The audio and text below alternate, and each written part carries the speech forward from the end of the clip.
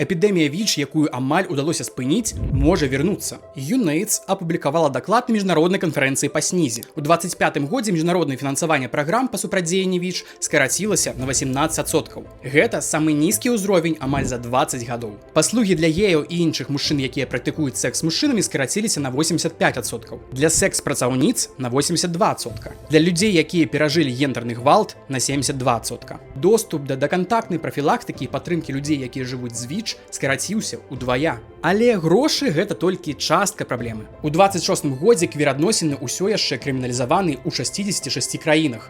Трансгендерныя людзі крыміналізаваны ў 14 краінах. Выканаўчая дырэктарка UNAIDS Віні Б'яніма кажа прама: страх затрымання, гвалту і дыскрымінацыі прымушае людзей пазбягаць тэставання і лячэння. У выніку ўзнікае замкнёнае кола. Там, дзе дапамога патрэбная больш за ўсё, атрымаць яе складаней за ўсё. 9 з 41 мільёна людзей, якія жывуць з ВІЧ, усё яшчэ не атрымліваюць лячэння. Амаль палова дзяцей, якія жывуць з ВІЧ, не мае доступа да тэрапіі. У UNAIDS лічаць, перамагчы СНІД як пагрозу грамадскаму здароўю да 30-го года ўсё яшчэ магчыма. Але для гэтага неабходна аднавіць фінансаванне, захаваць праграмы для ўразлівых груп і адмяніць законы, якія крыміналізуюць людзей за іх ідэнтычнасць.